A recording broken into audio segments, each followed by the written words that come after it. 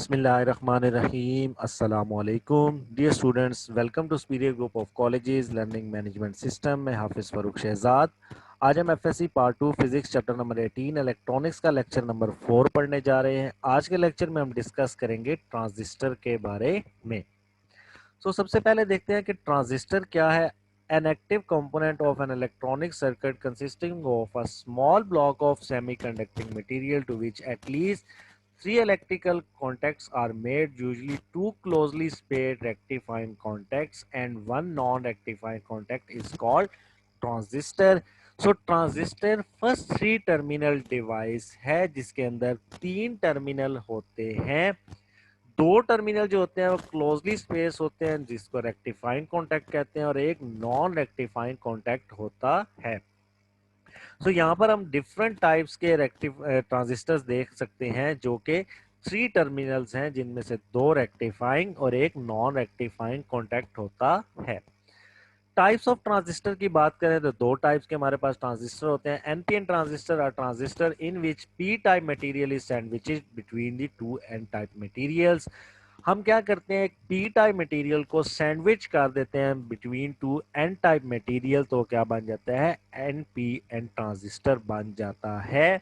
और इसी तरह हमारे पास दूसरा होता है पीएनपी ट्रांजिस्टर जिसमें हम क्या करते हैं, एन टाइप मटेरियल को सैंडविच कर देंगे दो पी टाइप के दरमियान, तो हमारे पास पीएनपी ट्रांजिस्टर बन जाता है।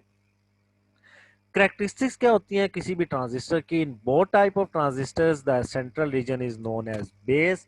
अगर एनपीएन ट्रांजिस्टर होगा तो उसके अंदर क्या होगा, पी टाइप बेस बन जाएगा, और पीएनपी होगा तो एन टाइप क्या बन जाएगा, बेस बन जाएगा। जो सेंट्रल पाथ होता है वो क्या कहलाता है, बेस कहलाता है। The other two regions are called emitter and collectors. जो दो दूसरे रीजन होते हैं यानी कि बेस के लेफ्ट और राइट पर, वो क्या कहलाते हैं, इमिटर और कलेक्टर कहलाते हैं। Usually the base is very thin of the order of 10⁻⁻⁶ metre. Microns में होता है। जो बेस होता है उसकी जो विड्थ होती है वो बहुत ज्यादा थिन होता है। The emitter and collector have greater concentration of impurities. जो कलेक्टर और इमिटर होते हैं उनके अंदर जो इम्प्योरिटी है यानी कि डोपिंग कंसंट्रेशन है वो बहुत ज्यादा होती है। The collector is comparatively larger than the emitter. जो साइज में जो हमारे पास है, कलेक्टर क्या होता है, साइज में कलेक्टर इमिटर से बड़ा होता है, जबकि emitter have greater concentration of impurity as compare to collector. Collector और इमिटर में जो इम्प्योरिटी है वो बेस से दोनों में ज्यादा होगी, लेकिन इमिटर में कंसंट्रेशन ऑफ इम्प्योरिटी कलेक्टर से ज्यादा होती है, और साइज में कलेक्टर क्या होता है, इमिटर से लार्ज होता है। कंस्ट्रक्शन हम पढ़ते हैं। Junction transistor consist of a p-n junction, namely emitter based junction and collector based junction in the same crystal। अब चूंकि हम दो जंक्शन को मिला रहे हैं, पीएनपी या एनपी को, दो को मिलाएंगे तो हमारे पास क्या बन जाएगा, एक इमिटर बेस्ड जंक्शन और एक कलेक्टर बेस्ड जंक्शन बन जाएगा। A very thin wafer of slightly doped p-type or n-type semiconductor is sandwiched between the two thicker heavy doped material of the opposite types, जिसको हमने अभी बेस कहा। The arrows on the symbols give the direction in which the positive current flow in the PNP type transistor for it points B to E and the PNP type transistor from E to B। यहाँ हमारे पास NP और PN और PNP को हम differentiate किस तरह करेंगे? अगर हमारे पास NPN ट्रांजिस्टर होगा तो उसका जो एरो हेड होगा वो बेस से इमिटर की तरफ होगा। जो यहाँ पर हमने लिखा हुआ कि NPN होगा तो एरो हेड कहाँ से होगा, बेस से इमिटर की तरफ। अगर पीएनपी होगा तो जो एरो हेड होगा वो हमारे पास किधर होगा, इमिटर से बेस की तरफ होगा। सिंबॉलिकली हम उसको इस तरह से रिप्रेजेंट कर सकते हैं कि ये हमारे पास इमिटर है, ये कलेक्टर और ये बेस है।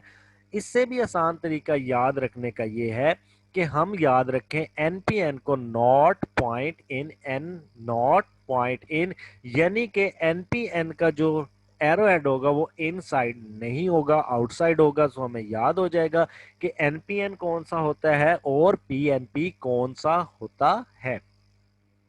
यहाँ पर हम देख सकते हैं कि एनपीएन में हमने एक थिन सी लेयर पी टाइप की डूब की हुई है और पीएनपी में हमने एन टाइप की एक थिन सी लेयर यहाँ पर डूब की हुई है।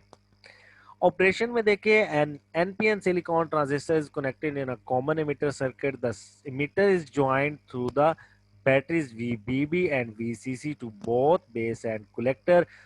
सो यहाँ पर हम देख सकते हैं कि जो VBB है बेस बाइस वोल्टेज है वो हमने अप्लाई किए हुए emitter और बेस के दरमियान, और VCC जो कलेक्टर की दरमियान है वो क्या है हमारे पास कलेक्टर और बेस के दरमियान हमने कनेक्ट की हुई है। अब यहाँ पर हम देख सकते हैं कि जो एरो हेड है वो बेस से मीटर की तरफ है, यानी कि नॉट पॉइंट इन से देखें तो ये हमारे पास एनपीएन ट्रांजिस्टर है। आरबी रेजिस्टेंस है जो कि बेस के क्रॉस रेजिस्टेंस है, और आरसी जो है वो जो कलेक्टर के क्रॉस है। So for transistor action to be occur, किसी भी ट्रांजिस्टर के नॉर्मल ऑपरेशन के लिए हमारे पास कंडीशन है the base emitter junction must be forward bias, यानी कि जो बेस और इमीटर जंक्शन होगा वो क्या होगा, हमेशा फॉरवर्ड बाइस होना चाहिए, और जो कलेक्टर बेस जंक्शन होगा वो हमेशा रिवर्स बाइस होने चाहिए। This is the basic principle for a transistor to operate. VCC of much higher value than the VBB, जो VCC होगी वो हम क्या करेंगे, हायर वैल्यू की लगाएंगे एज कंपेयर टू VBB। हम डायग्राम में देख सकते हैं कि ये सिंबल जो होता है ये हायर पोटेंशियल का होता है। सो एनपीएन ट्रांजिस्टर हमने पढ़ा, तो पीएनपी में भी क्या होगा, पीएनपी में भी हम देख सकते हैं कि हम इस तरह से कनेक्ट करेंगे कि इमीटर बेस जंक्शन फॉरवर्ड बायस हो जाए और कलेक्टर बेस जंक्शन क्या हो जाए, रिवर्स बायस हो जाए। The behaviour of PNP transistor is similar to that of NPN transistor with difference. हम देख सकते हैं polarities of the biasing batteries VBB and VCC are opposite. अगर हम फर्स्ट देखें तो ये एनपीएन ट्रांजिस्टर है, तो इमिटर बेस जंक्शन फॉरवर्ड बायस कैसे होगा, ये एन टाइप है तो हमने इसको नेगेटिव टर्मिनल से कनेक्ट कर दिया, और ये पी टाइप है तो हमने पॉजिटिव टर्मिनल से कर दिया। सो इमिटर बेस जंक्शन क्या हो गया, forward bias. Collector based junction में देखें तो एन टाइप को हमने पॉजिटिव और पी टाइप को नेगेटिव से कनेक्ट कर दिया, तो ये वाली साइड क्या होगी, collector based junction reverse bias हो गई है। इसी तरह पीएनपी ट्रांजिस्टर में देखें तो ये पी टाइप को हमने पॉजिटिव के साथ और एन टाइप को हमने नेगेटिव के साथ किया, तो इमिटर बेस्ड जंक्शन हमारे कंडीशन के मुताबिक फॉरवर्ड बायस हो गया। और कलेक्टर बेस्ड जंक्शन हम देखें तो ये पीएनपी है, तो पी को हमने नेगेटिव के साथ और एन को पी को हमने पॉजिटिव के साथ कनेक्ट कर लिया। सो ये क्या हो जाएगा, कोई भी ट्रांजिस्टर हो चाहे एनपीएन हो या पीएनपी हो, दोनों केसेस में नॉर्मल ऑपरेशन के लिए emitter base junction forward bias और collector base junction reverse bias होना चाहिए। अब कॉमनली हमारे पास एनपीएन ट्रांजिस्टर यूज होता है, सो हम इसी को स्टडी करेंगे, how current flow through a NPN transistor at the same instant when the bias voltage is applied, जब हम बायस वोल्टेज अप्लाई करते हैं। एनपीएन ट्रांजिस्टर में हम देखें तो एन टाइप को हमने नेगेटिव के साथ और पी टाइप को पॉजिटिव के साथ, इधर एन टाइप को हमने पॉजिटिव के साथ और पी टाइप को नेगेटिव के साथ कर दिया, ताकि emitter base junction forward bias और collector base junction reverse bias हो जाए। Electrons in the emitter shown by black dots have not yet entered into the base region। जब तक हम बायस ऑपरेटिंग वोल्टेज अप्लाई नहीं करेंगे, तो हम यहाँ पर देख सकते हैं जो ब्लैक हो डॉट्स है ये अभी तक पी रीजन में एंटर नहीं हुए हैं। After the application of biasing voltage, emitter base junction is forward bias, so emitter injects a large number of electrons into the base region। जब ये फॉरवर्ड बायस हो जाएगा, सो इलेक्ट्रॉन्स यहाँ से क्या करेंगे, इस डेपिलीशन रीजन को जो एनपी के दरमियान है इसको ओवरकम करके इलेक्ट्रॉन्स को डिफ्यूज कर देगा इन पी टाइप, जो कि हम सेकंड डायग्राम में देख सकते हैं। These free electron in the base can flow in either of the two direction। जहां पर अब ये जो इलेक्ट्रॉन्स इंटर हुए हैं ये दो डायरेक्शंस में मूव कर सकते हैं। वो दो डायरेक्शंस कौन सी है, एक बेस है और एक कलेक्टर की तरफ है। They can either flow out of the base to the positive terminal of VBB, ये इस तरफ भी आ सकते हैं, और they can be attracted toward the collector because of the battery VCC। ये VCC की तरफ भी जा सकते हैं क्योंकि यहाँ पर पॉजिटिव टर्मिनल है जो कि इस साइड पर अप्लाई किया हुआ, और इसकी पोलैरिटी भी इससे ज्यादा है, चूंकि यहाँ भी पॉजिटिव है जिसकी वजह से नीचे आएंगे और यहाँ भी पॉजिटिव है जिसकी वजह से ये एन टाइप में जाएंगे। लेकिन वीसीसी की हम जानते हैं पोलैरिटी भी ज्यादा है, और दूसरी रीजन हम जानते हैं कि जो बेस है हमारे पास उसकी जो विड्थ है वो बहुत थिन होती है as compare to the collector.